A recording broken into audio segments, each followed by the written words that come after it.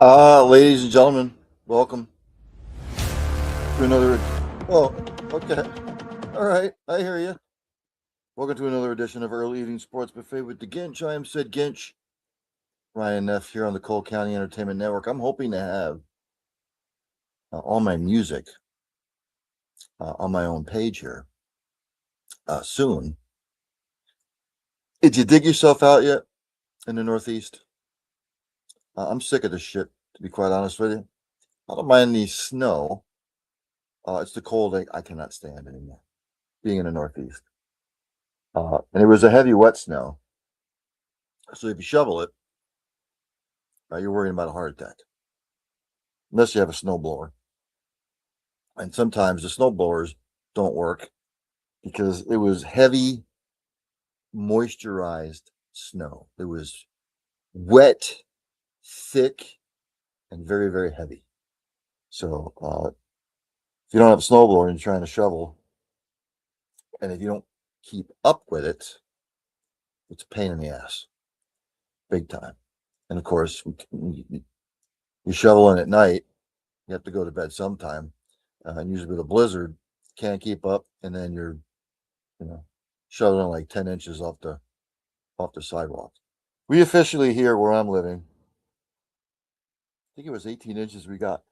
Excuse me. I digress. So, the Olympics are over. The top five medal counts.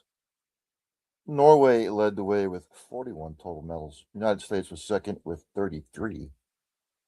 Italy was third with 30, your host nation. Germany was fourth with 26, and Japan fifth with 24 medals. Congratulations to United States men's hockey. They won the gold medal over Canada yesterday. Mr. Hughes with the winner. And look, I know it's the first gold medal in hockey since the 1980 team, but let's put this into perspective. Fantastic victory. First gold medal in hockey for the U.S. in 46 years. But let's not compare them to the 1980 team, ladies and gentlemen. These are professionals playing in the Olympics. Everybody expected the United States and Canada to play for the gold medal. I was 11 years old in 1980 for the 1980 Winter Olympics when it was still all amateur stuff. It was all amateur athletes. Nobody expected the U.S. Olympic hockey team to do dick. Nothing. Especially with the Russian team. Nobody expected the United States to go anywhere. Nobody expected them to beat Russia. Nobody expected them to go on and win the gold. Nobody. So let's pump the brakes on that as far as comparing the two. There is no comparison. None. The 1980 team will live forever in yore. It's just there's no comparison at all. 2026 Olympics. Happy for the U.S. Happy for both teams, the women and the men's. But let's not dilute anything here. A glass of whiskey, which was the 1980 hockey team. Let's not dilute it with water. As far as this particular team on the men's side goes, so got to pump the brakes a little bit on that. But nonetheless, I watched some of the Olympics again.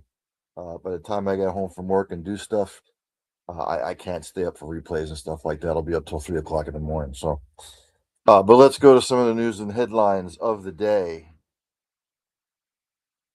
The WNBA, they have set a deadline to try and salvage the 2026 season, as will be approaching in the summer. They've set a CBA deadline, reported by Alexa Filippo Espen. The WNBA told the WNBPA and its teams on Monday that a new collective bargaining agreement must be agreed to by March the 10th for the 2026 schedule not to be impacted. So there you have it. March 10th. Today is what, the 23rd? So just a tad over 2 weeks. It goes on to say here, Alexa Philippou reporting it. The WNBA, represented by league staff, the league's labor relations committee, and owners, and over 50 players, met virtually Monday morning for the second bargaining session this month involving players, sources told ESPN. In addition to the league sharing the March 10th date, the two sides continued conversing over their conflicting positions amid the now 16-month long CBA talks. We'll have to keep an eye on this. Training camp is supposed to kick off April 19th. The WNBA draft is April 13th. So, again, they have 2 weeks to get something done without the season being affected. I found this kind of interesting, reported by Andres Hale, ESPN. Manny Pacquiao set September 19th rematch versus Floyd Mayweather Jr. Why? Money. Money, money, money, money, money.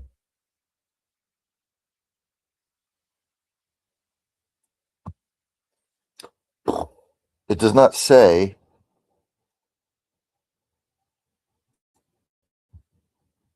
what they would be getting paid. Not that I'm seeing there anyway. Mayweather is going to be 49 tomorrow. I retired from boxing, remember, at the age of 40, 9 years ago.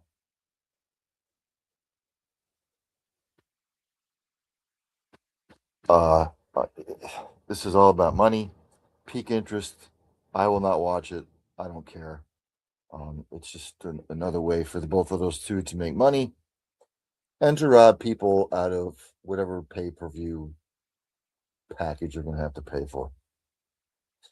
Lindsey Vonn, reported by the Associated Press, says that the surgery on her leg saved her from amputation.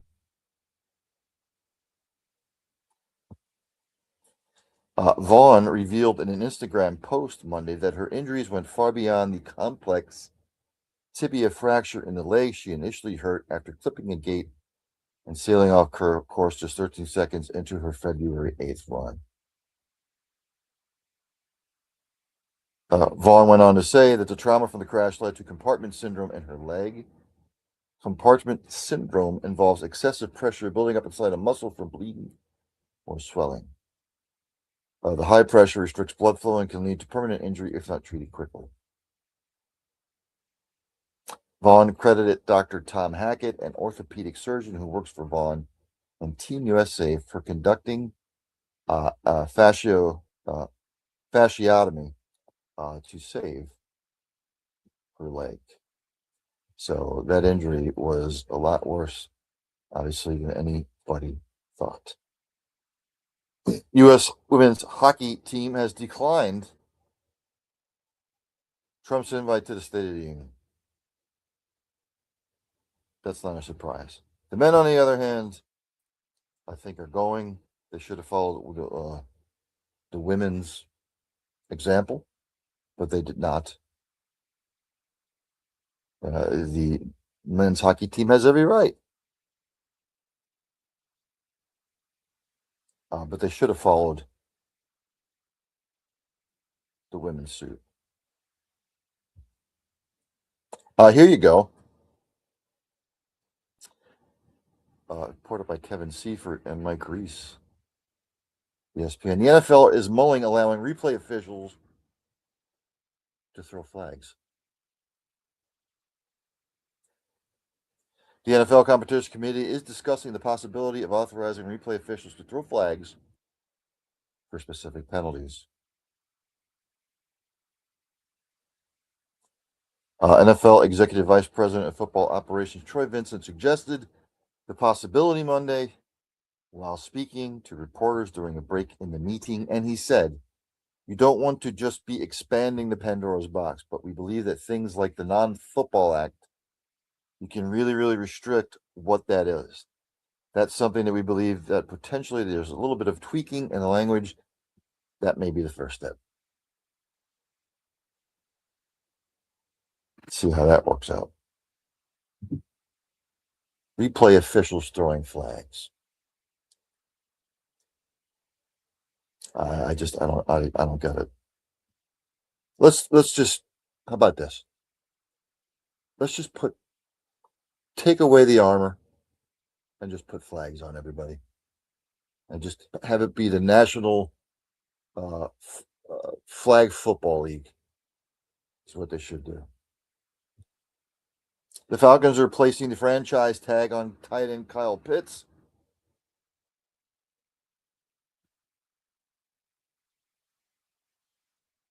Okay. He's kind of been a bust for the Falcons. I don't know why you want to put a franchise tag on him, but what do I know? I'm not a numbers guy. I don't know how to cap and stuff and the whole cutting this and reworking this. That's above my pay grade. George Pickens, obviously, he's been,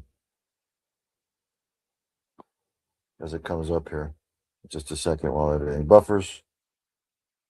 Been having some internet issues as well with the storm. And it's buffering. The Cowboys, being the Cowboys that they are, reported by Todd Archer, are aware of the potential fallout of tagging George Pickens. Then why tag him? Dallas has until March 3rd to decide to put the franchise tag on Pickens, which would cost around $28 million, but will meet with his agents this week in Indianapolis. To date, there have not been any discussions between the two sides. When it comes to Jerry Jones and the Cowboys, whatever. I can't do it. Excuse me. So, those are most of the headlines. The NBA getting back in full swing, and the NHL will resume at some point this week. Let's go to the NBA, shall we? They resumed.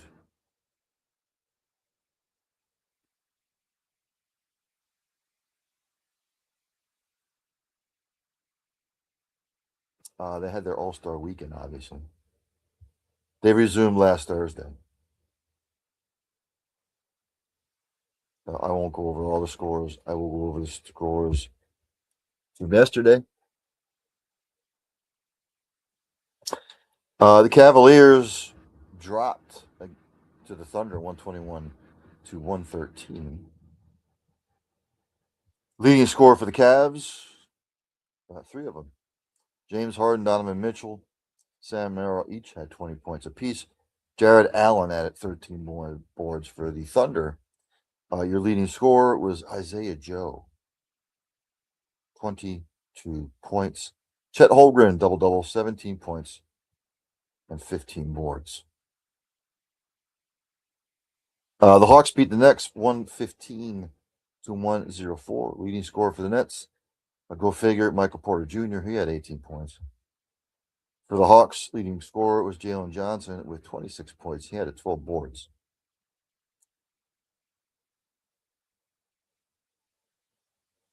Raptors over the Bucks, 122 to 94. Leading scorer for the Raptors was Emmanuel Quickley with 32 points for the Bucks. Leading scorer was Ryan Rollins with 21 points. The Warriors, minus a whole shitload of people, they still beat the Nuggets 128-117. Leading scorer for the Nuggets, go figure, Nikola Jokic with his triple-double, 35 points, 20 boards, 12 assists. Leading scorer for the Warriors, Moses Moody, 23 points. Mavericks beat the Pacers 134 to 130. For the Mavs, leading scorer was Chris Middleton with 25 points. For the Pacers, leading scorer was Pascal Siakam, 30 points. Hornets blasted the Wizards 129 to 112. Leading scorer for the Hornets, LaMelo Ball with 37 points. For the Wizards, leading scorer was Bilal Coulibaly with 17. The Celtics hammered the Pacers 111-89. Leading scorer for the Celtics was Mr. Jaylen Brown, 32 points. Keta added 10 points and 12 boards. Mr. Pritchard with 30 points. Leading scorer for the Lakers, Doncic with 25 points.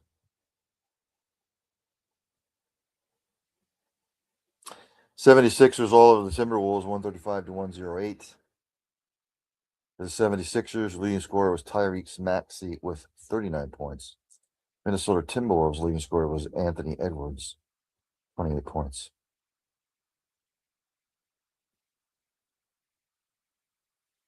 The Knicks beat the Bulls 105-99. Leading scorer for the Knicks was Karl Anthony Towns, 28 points. He had 11 boards. But for the Chicago Bulls, leading scorer was Matas Bozels, 15 points. As we follow the bouncing ball, the Trailblazers beat the Suns 92-77. There's a barn burner for you. For the Trailblazers, leading scorer was Jeremy Grant and Donovan Klingman, 23 points apiece. Klingman at 13 boards. For the Phoenix Suns, your leading scorer was Colin Gillespie, 18 points. And rounding out last night's action, the Magic beat the Clippers 111-109. Leading scorer for the Magic, Desmond Bane had 36 points. Wendell Carter Jr., 15 points, 14 boards. For the Clippers, leading scorer was Kawhi Leonard with 37 points. I'm not going to go over the standings this week just because I'm trying to let them get in the full swing before I would go over standings. Light slate on the NBA ticket today. Right now, early in the first, the Spurs all over the Pistons, 11-2.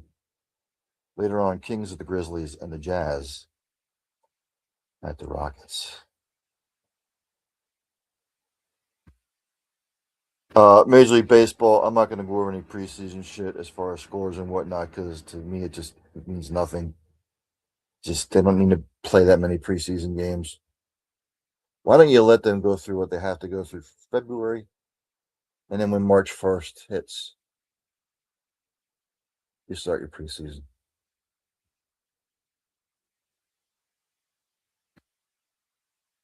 There was no Major League news in Major League Baseball that I saw when I looked over everything. It's just a lot of minor stuff. Let's see. NCAA men's basketball. The rankings have a new number one, much to my chagrin. I will go with the coaches poll this week. Miami somehow dropped 2 spots and they're still undefeated.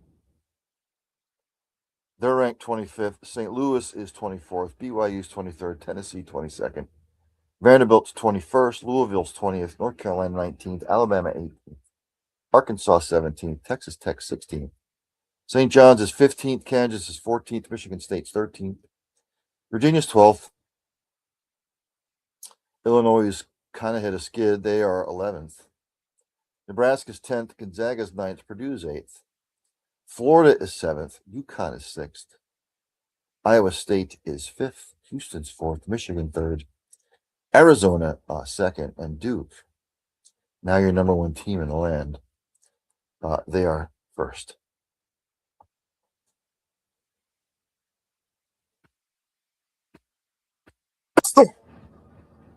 Only 2 games, top 25 action tonight. Right now, number 24 Louisville is up on number 18 North Carolina, 23-16 in the first. North Carolina sort of has hit a skid since they beat Duke. And later on, at number 5, Houston will take on number 14 Kansas there at Allen Fieldhouse in Lawrence. Houston coming off a loss to Arizona. Let's go to the women. As soon as it pops up here. Excuse me again. It's this freaking weather, man. I will also use the coaches poll for the women.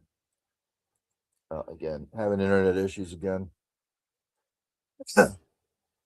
As it tries to come up here. Might have to go to my phone. Here we go. Actually, I'll use the AP poll. Coaches poll is not out yet. Princeton is 25th. Alabama is 24th. Georgia is 23rd. North Carolina is 21st. Texas Tech is 20th. Ole Miss is 19th. Baylor is 18th. West Virginia is 17th. Kentucky is 16th. Michigan State is 15th. Maryland is 14th. Ohio State is 13th. 12th is Duke. TCU is 11th. The Louisville Cardinal are 10th. Iowa's 9th. Michigan's 8th. Oklahoma 7th. LSU 6th. Vanderbilt 5th. Texas 4th.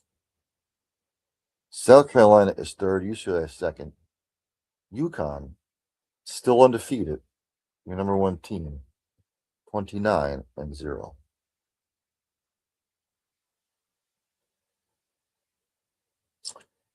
On the ticket today, excuse me, again, I am sorry. End of the first, number 18 Baylor up on Kansas State 19-13. 7:30 p.m. Number 23 Georgia is at Auburn. English Premier League. Again, I would go over more soccer, but I'd have to do an entirely separate show to get through all the leagues over like in Europe. So that's what I cover, basically. And the World Cup is fast approaching, ladies and gentlemen. Scores over the weekend as they come up here. Let's get to it.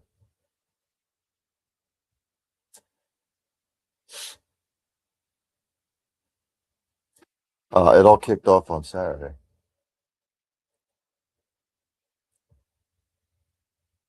Aston Villa and Leeds tied 1 apiece. Kind of a surprising score for me. Brighton beat Brentford 2-0. Chelsea and Burnley tied 1 apiece. That's a bad result for Chelsea. West Ham and Bournemouth 0-0 draw. Manchester City beat Newcastle 2-1. On Sunday, Crystal Palace beat Wolverhampton 1-0. Liverpool over Nottingham Forest 1-0. Fulham beat Sunderland 3-1, and Arsenal blasted Tottenham 4-1. And then today, Manchester United beat Everton 1-0. Let's go to the table. I will give you your top 4, who would be, if the season ended today, these teams would be Champions League for next year. Arsenal still on top with 61 points. Man City second with 56 points. Aston Villa still third with 51 points. And Man United sitting 48 points. They're fourth. The season were to end today. These teams would be relegated. West Ham, Burnley, and Wolverhampton. Wolverhampton's, for the most part, a shoe-in.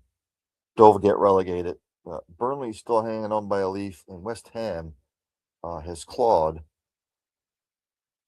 their way to within 2 points of Nottingham Forest, and only 4 points of Tottenham. Dare I say that Tottenham is in danger of the relegation zone? And I never thought that I would say that since I've been following the Premier League. Like I said, NHL will be kicking in soon. NASCAR race down there in Atlanta.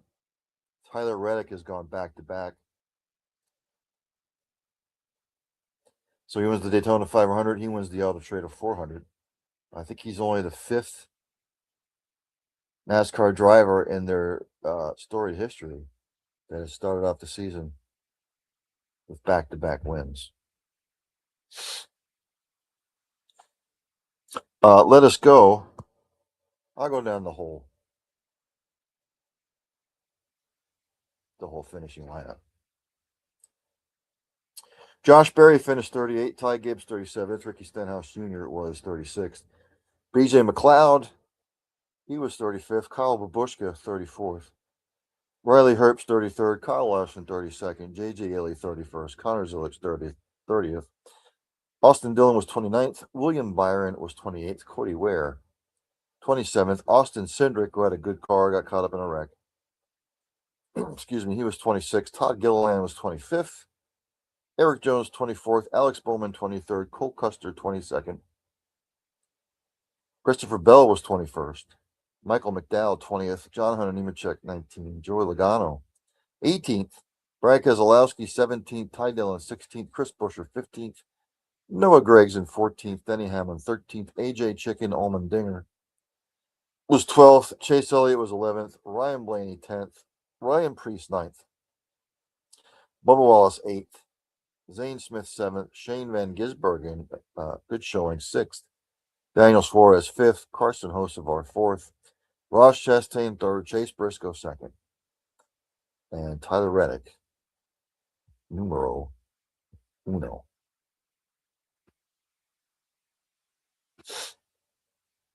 Let's jump to golf.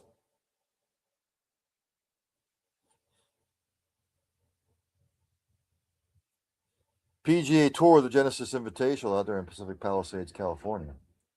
Jacob Bridgman with his first career PGA Tour victory. He finished 18 under par, $4 million payday. 10% goes to his caddy. But he gets the W.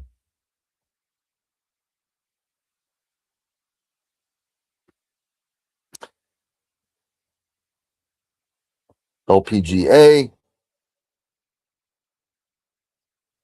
Gino Thitical.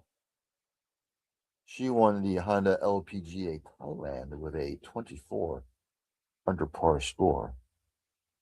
She's your winner there. PGA Tour champions, they will kick back in, not this weekend, but the following weekend.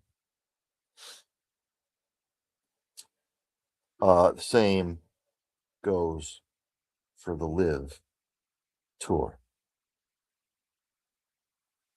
And I think that's going to end it on my end. Basically went over everything. I have to start following MMA, and I just don't like following it anymore because to me, it's just a bunch of hogwash anymore, to be quite honest with you.